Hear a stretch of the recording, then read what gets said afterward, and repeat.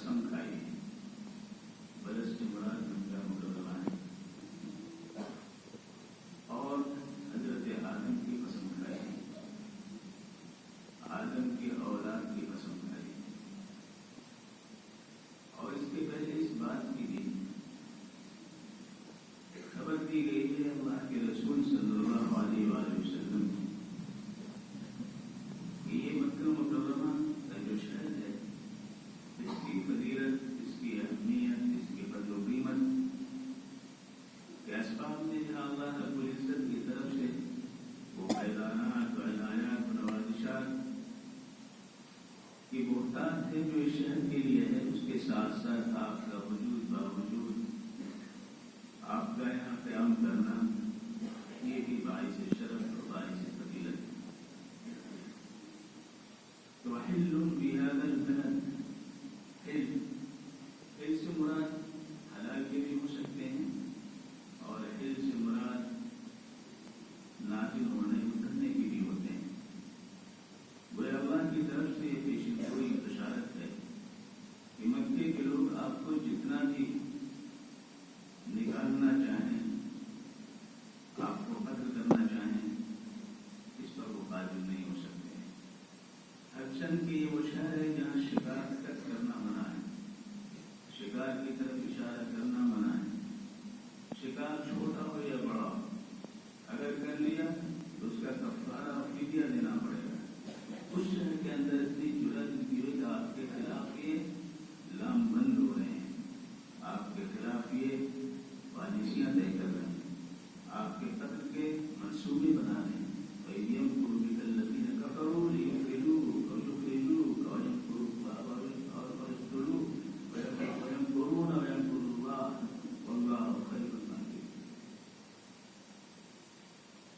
آپ کے خلاف وہ سازشیں کر رہے ہیں, اتنا دباؤ بنائیں, اتنا دباؤ بنائیں کہ آپ بولنا بند کر دیں.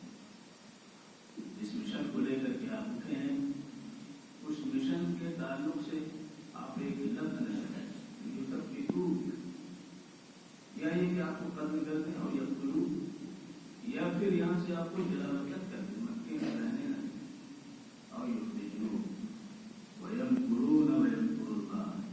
یہ تدبیریں کر رہے ہیں, بری تدبیریں کر رہے ہیں, اور اللہ ان کی تدبیروں کو توڑ رہا ہے. ان کی تدبیریں کارگر نہیں ہو سکتی, وہ سب سے بہتر تدبیر کرنے والا ہے.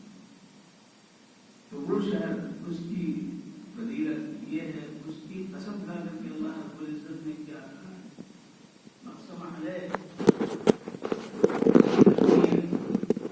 اس کی نافعیت, اس کی صلاحیت کیا ہوا ہے کہ وہ اللہ کی نظر میں کیسی اہمیت کا حامل ہے, جس کی قسم کھا کر کے جس کے بارے میں یہ بات کہی جا رہی ہے. وہ کون ہے؟ وہ انسان ہے. اللہ تعالیٰ نے جواب قسم میں کیا فرمایا, لقد خلقنا الانسان فی کبد, ہم نے انسان کو محنت و مشقت میں پیدا کیا, میں نے انسان کو بڑے جھمیلے میں پیدا کیا. وہ جھمیلا, وہ مشقت, وہ محنت رحم مادر سے اس کی ابتدا ہو جاتی ہے, اور وہ سارے مرحلے طے کر کے اس مشقت کے ساتھ پھر وہ دنیا میں بچہ آتا ہے. اللہ کے فضل سے سمت سے بھی ایسا پھر دنیا میں آنے کے بعد وہ کس کس مشقت سے پالا جاتا ہے, اور اس میں اسے کتنی مشقتیں اٹھانی پڑتی ہیں, یہاں تک کہ وہ بڑا ہوتا ہے.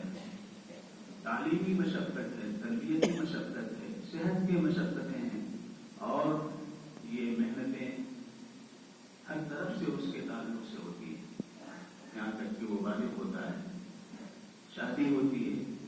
پھر مشقت کے اور بھی اسباب اس کے سامنے ہوتے ہیں, مراحل ہوتے ہیں. پھر ملازمت ہوتی ہے, تجارت ہوتی ہے, زراعت ہوتی ہے, مشقت ہی مشقت ہے. پھر مشقت سے نکلتا ہے, بڑھاپا آ جاتا ہے جو مشقتوں کی آماجگاہ ہے. ہر طرف سے مشقتوں کا ایک ریلا بڑھاپے کے ساتھ آتا ہے. ان ساری مشقتوں میں اسے کچھ کرنا ہے. جس نے پیدا کیا ہے, جس نے اس کو اشرف المخلوقات بنایا ہے, اس کے لیے کچھ کرنا ہے. اگر اس کے لیے اس نے نہیں کیا تو مشقتوں میں تو ہے, کتنے خیالات، کیسے کیسے افکار، کیسے کیسے گمان، کیسے کیسے خواہشات اور کیسی کیسی شہوتیں اور کیسے کیسے عوارض کے طوفان میں وہ ہوتے لیتا رہتا ہے۔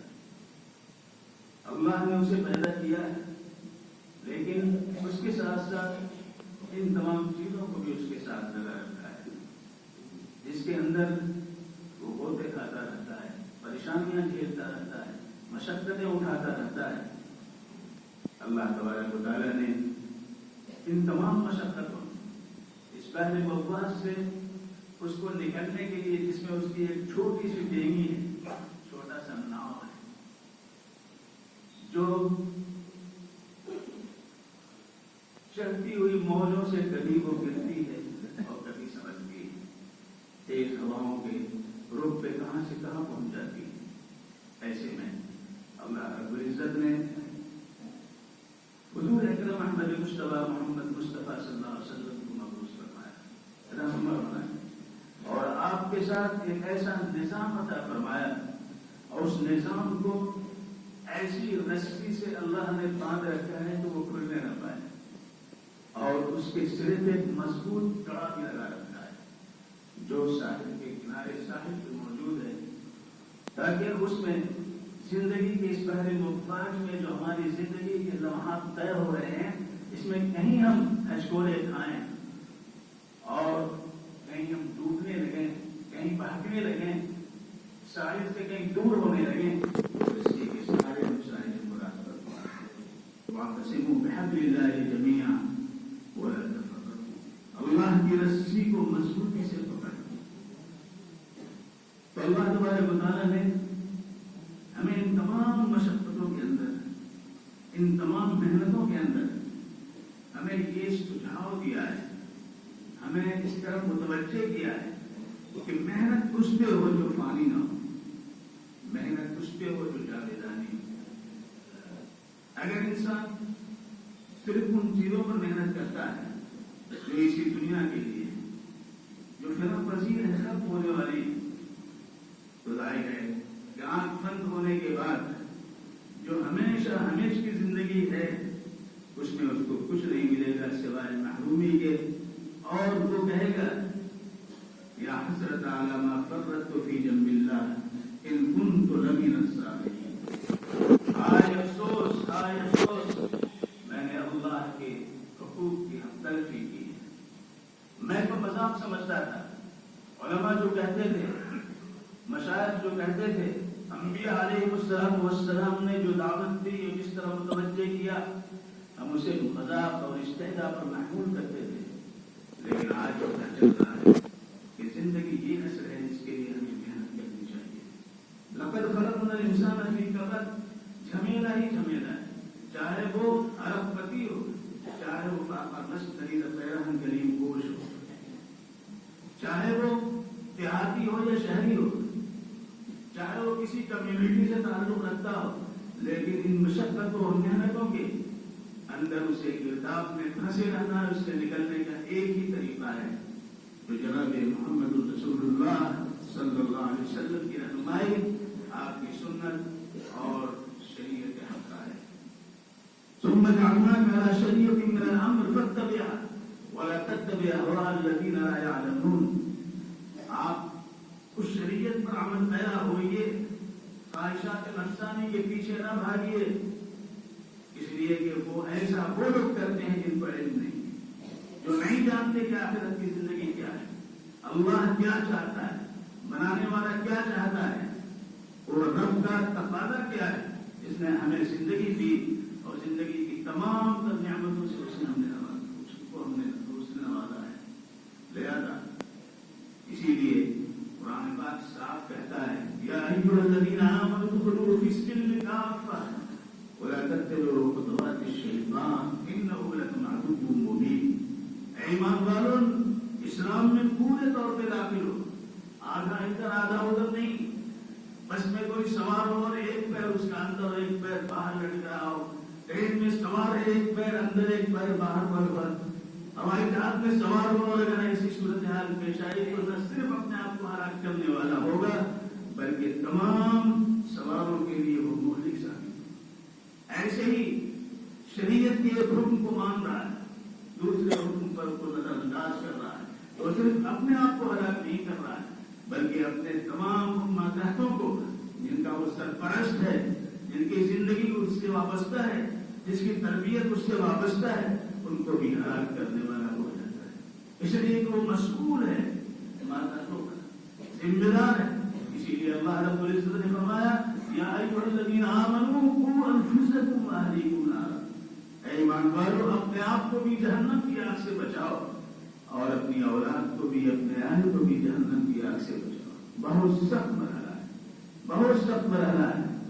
लिहाजा अल्लाह ने कसम खाकर के ये भी आगे बताया, अयहसबु अन लम यरहु अहद, अयहसबु अन लन यक़दिर अलैहि अहद, क्या गुमान कर रहा है ये मेहनत मैं कर रहा हूँ, मैं खा रहा हूँ, लिहाजा हमें तसल्लुत का हक हासिल है, चाहे माल हो या औलाद हो या शहवतें पूरी करनी है, ख्वाहिशात को मुकम्मल करना है, इसमें हम आजाद हैं। नहीं, अयहसबु अन लम यरहु अहद, क्या वो गुमान करता है कोई देख नहीं रहा है? अल्लाह देख रहा है। अयहसबु अन लन यक़दिर अलैहि अहद, क्या वो गुमान ये करता है कोई उस पर कादिर नहीं है? उसको कहाँ दबोच लिया जाएगा, कहाँ पकड़ लिया जाएगा, कहाँ मार दिया जाएगा, कहाँ मौत उसको जो है अपने दामन में समेट लेगी, क्या उसे पता है? फिर वो समझता है कोई कादिर नहीं है। ये दुनिया चंद रोजा है, अल्लाह की नजर हर हर काम पे, हर हर लम्हे और हर हर चीज पे है, चाहे वो छुपी हो या ढकी हो। अल्लाह तबारक व तआला के हुजूर में हमें सर्वसुजूद भी होना है, तौबा भी करना है, गुनाहों से माफी मांगनी है और आगे हमें नेक बनने की फिक्र करना है। ये अगर हमारे अंदर ये जज्बा है, अज़्म है, इरादा है, तो इंशाअल्लाह हम कामयाब है, वरना शैतान हमारे पीछे लगा हुआ है। अल्लाह